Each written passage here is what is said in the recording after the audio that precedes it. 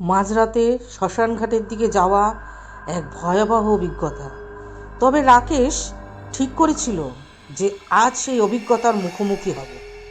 গ্রামের প্রবীণদের মুখে শোনা যে শ্মশানের পথে রাতে কেউ গেলে আর ফেরে না, কেউ ফিরে এলে ঠিক পরের দিনই মারা যায়।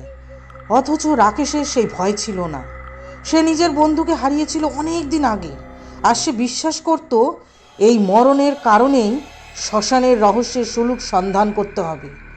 রাতের গভীর অন্ধকার, শ্মশানের পথে জঙ্গলের ভেতর দিয়ে হেঁটে চলেছে রাকেশ। হালকা বাতাসের আওয়াজ, গাছের পাতা ঝরঝর শব্দে ভয়ঙ্কর এক সুর তুলে বাজছে।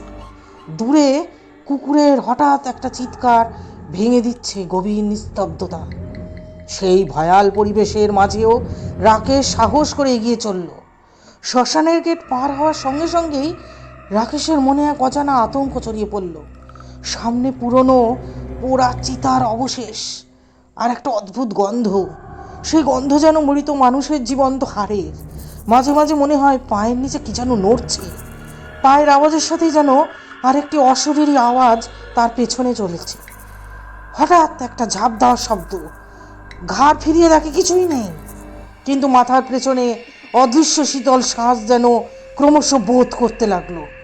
একটু দূরেই বড় একটা পুরনো বটগাছ, তার নিচে অদ্ভুত এক আলো জ্বলছে। সে আলোতে স্পষ্টভাবে দেখা যাচ্ছে একটা ছায়া মূর্তি।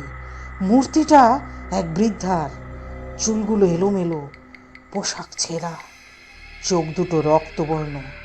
তার ঠোঁটে ছিল অদ্ভুত এক হাসি। রাকেশ ভয় জমে গেল।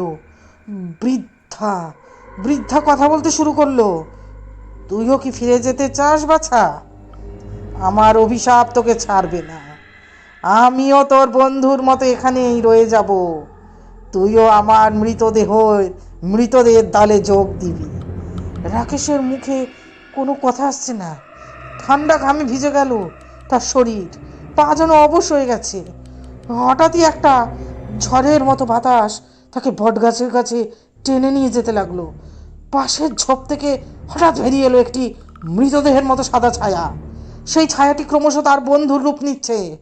বন্ধুর হালকা গলায় শব্দ হলো, রাকেশ পালা, দেরি করিস না, নইলে আমার মতো তুইও ধরা পড়বি।